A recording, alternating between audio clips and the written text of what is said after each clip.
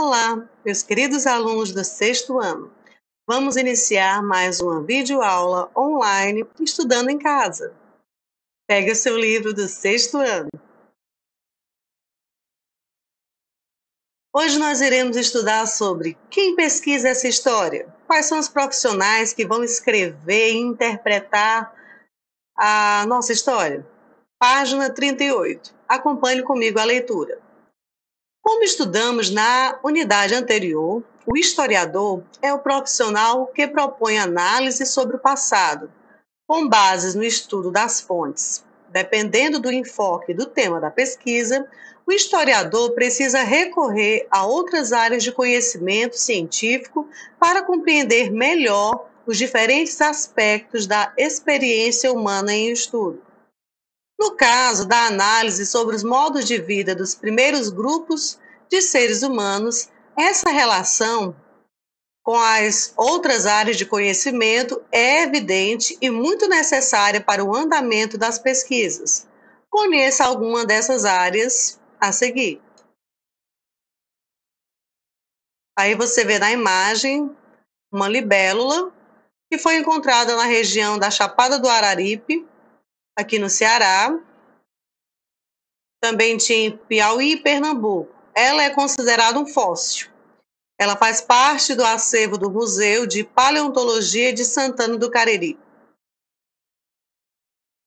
Então, a primeira ciência que nós iremos estudar e ver quais são as áreas, como ela atua, é a paleontologia.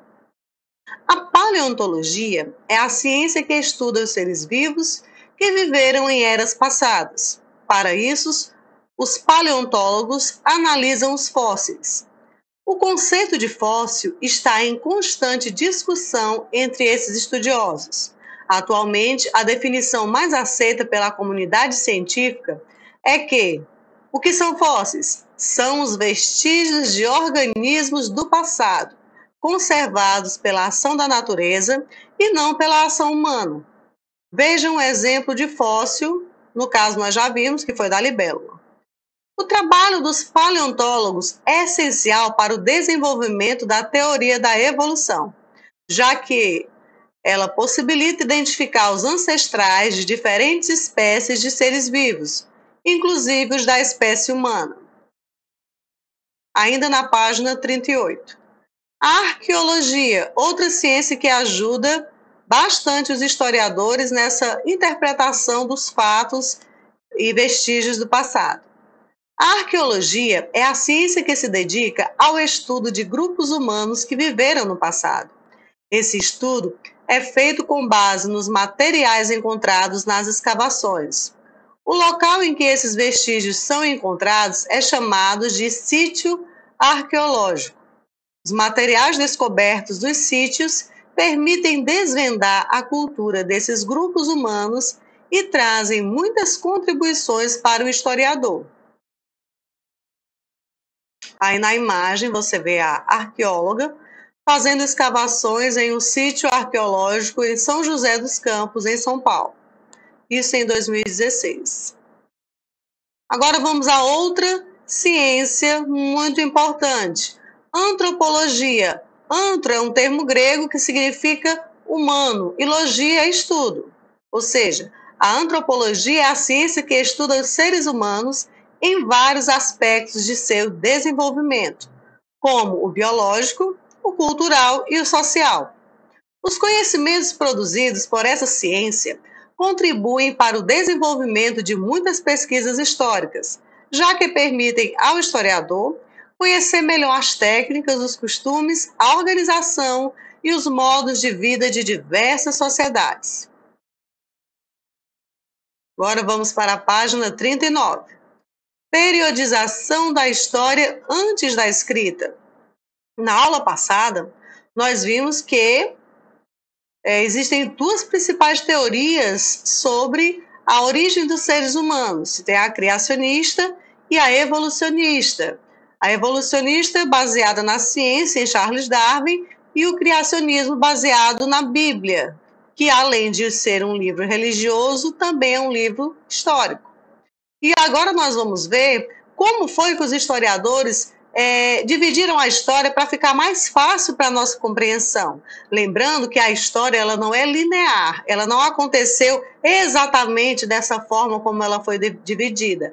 Mas, para facilitar a nossa compreensão, estabeleceu-se essa convenção. Leia comigo.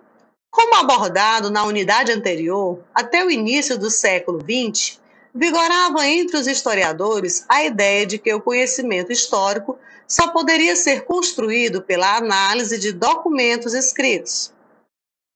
Para esses profissionais, não poderia haver história sem fontes escritas. Por isso, o período anterior à escrita foi chamado de pré-história, ou seja, uma história que ainda não estava escrita. Né? Tem muitos historiadores até que questionam a questão de considerar uma pré-história. Será que as pessoas, por não terem a habilidade ainda de registrar a sua história, não tinham história? Se a gente pensar bem, isso não é verdade. Mesmo sem a pessoa dominar a leitura e a escrita, ela tem sim a sua história, a sua vivência social na sua comunidade, a sua cultura, os seus costumes. Então, é um termo que até hoje ele é questionado pelos historiadores. Continuando a leitura. Com a ampliação dos registros considerados fontes históricas, passou-se a questionar o uso desse termo, visto que os registros deixados pelos primeiros seres humanos, como objetos de cerâmica e pinturas rupestres, também começaram a ser considerados históricos. Esses questionamentos se refletiram nas propostas de periodização.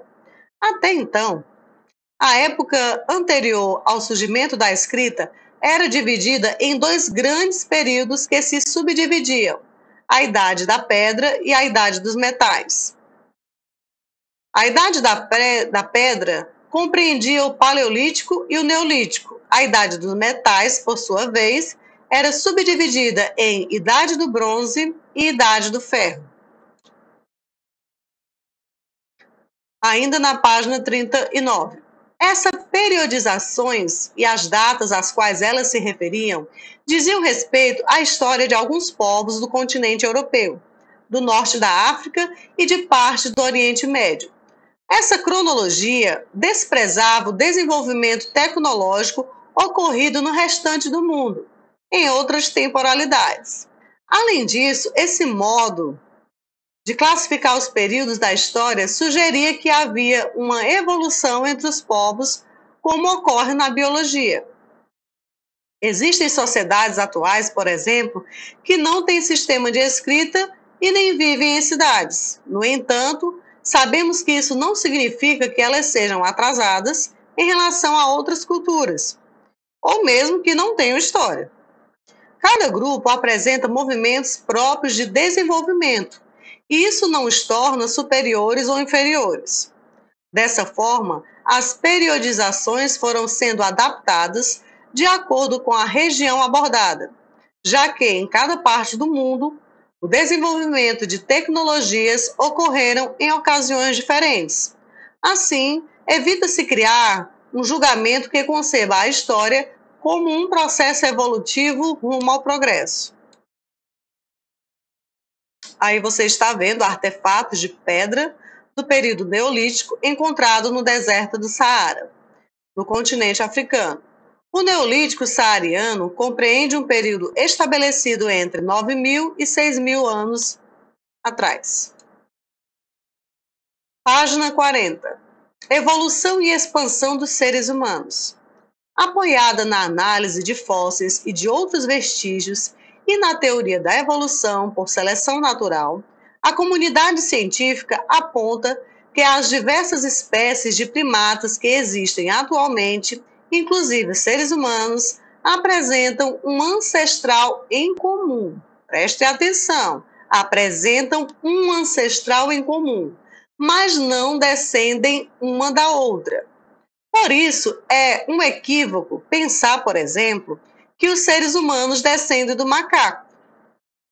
Então, o ser humano ele não descende do macaco, ele tem um ancestral em comum.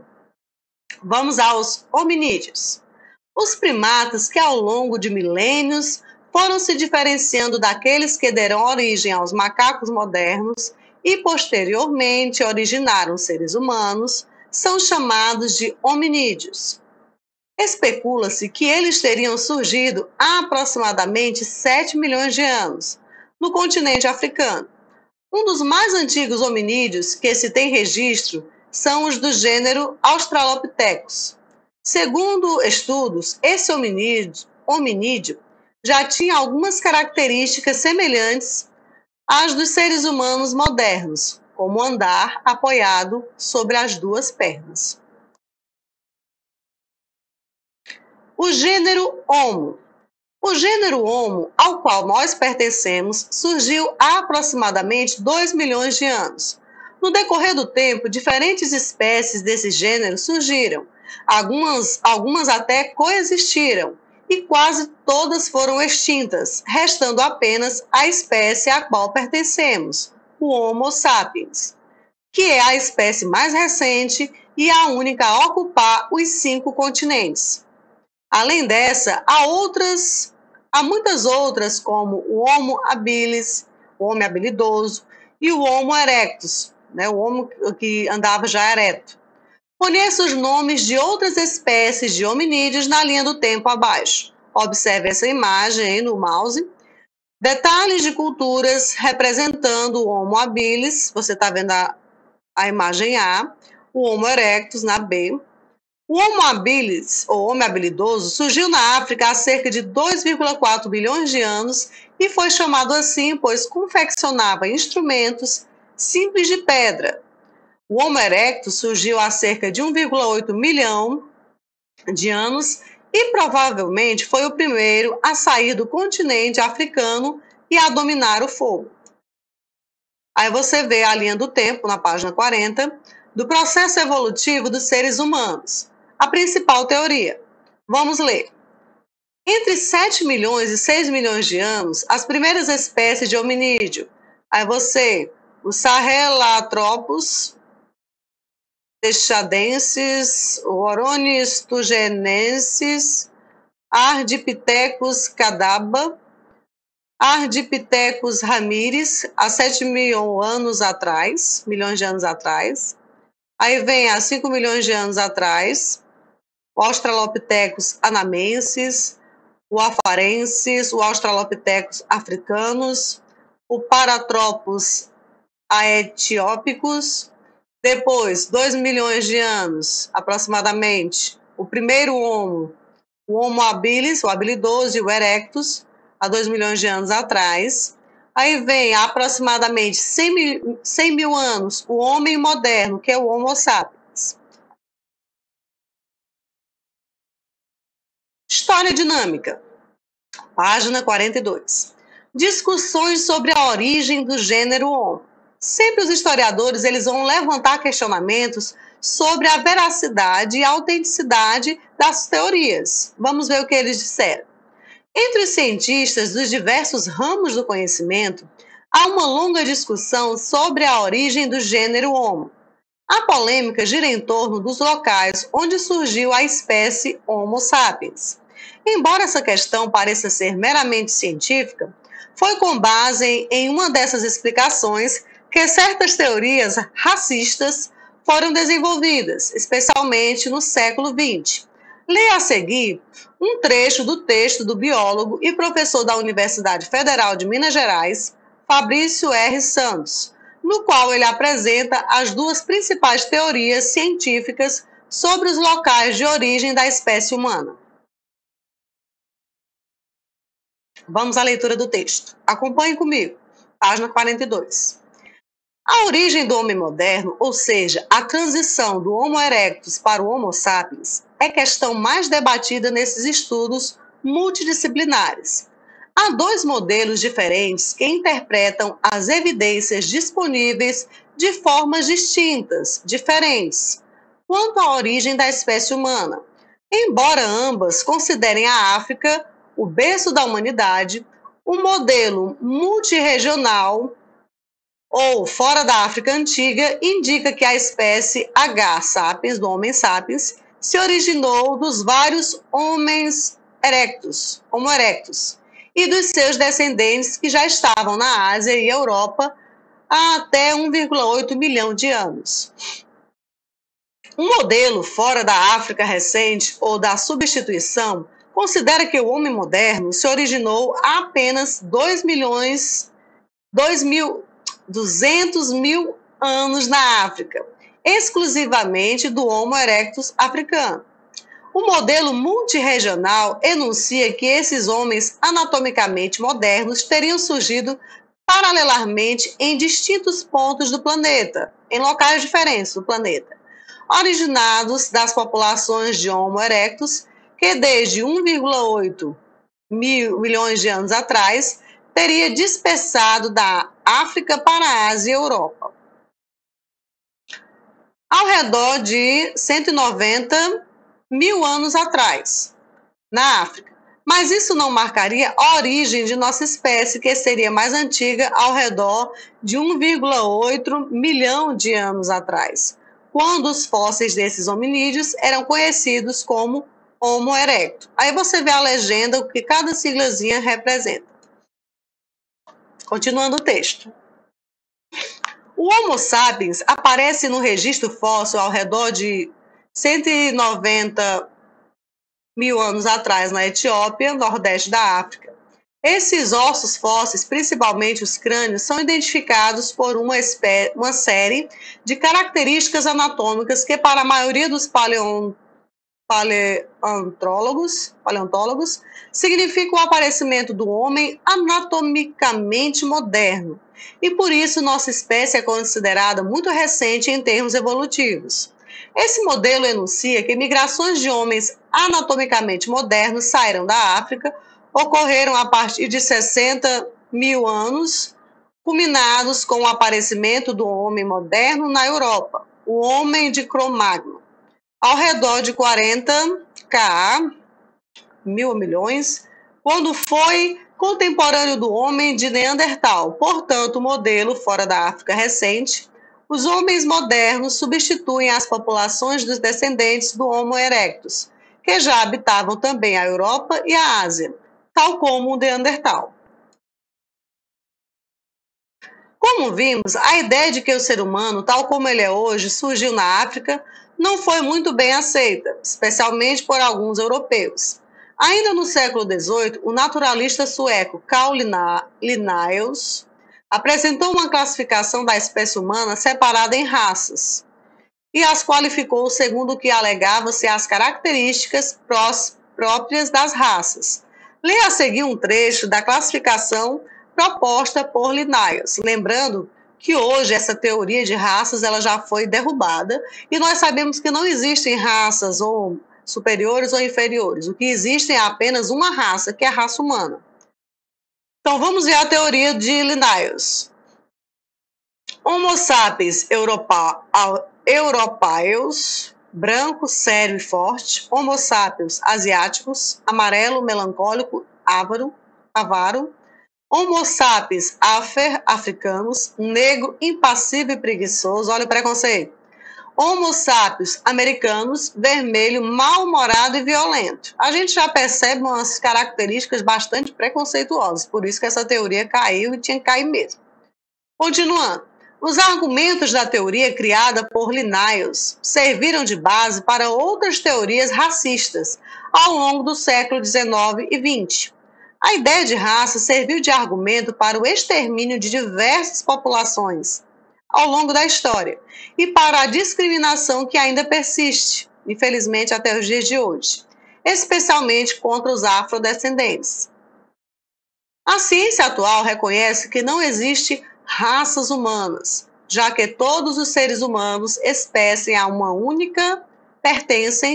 uma única espécie, que é o Homo sapiens, ou seja, só existe uma raça, a humana. Aí você vê na imagem reconstruções de fósseis de crânios das seguintes espécies: o Homo erectus, esta aqui, o Homo heidelbergensis, não dá tanto para me ler, o Neanderthalis e, por último, o Homo sapiens, página 43. Agora vamos para a nossa atividade. Vocês irão fazer a releitura das páginas 38 a 43, para fixar mais, né, a compreensão, e irão responder apenas essas questões. Na primeira, você vai escrever um pequeno parágrafo explicando por que o tradicional conceito de pré-história é considerado um problema para o estudo da história. É sua opinião baseada no texto. Na segunda, o que você compreendeu sobre a paleontologia? Você vai explicar o que é a paleontologia e o que você compreendeu com suas palavras. B, a arqueologia. C, a antropologia. Terceira, você irá reler as páginas 43 e 44 e responder. Por que a teoria científica que localizou a origem dos seres humanos na África gerou controvérsias entre alguns estudiosos europeus? A gente acabou de ler sobre isso. Você vai reler e explicar com suas palavras. E na B, você considera correto, agora é pessoal, classificar os seres humanos em raças, como fez Linnaeus? Explique com sua opinião. Terminada a nossa atividade, envie para mim uma foto para o meu WhatsApp. Desde já, conto com a sua participação e fico feliz que vocês estejam acompanhando cada uma das nossas aulas e atividades. Conto com o empenho de cada uma. Vamos continuar estudando, porque o sucesso da sua aprendizagem depende de você. E agora eu finalizo mais um Estudando em Casa. Até a próxima!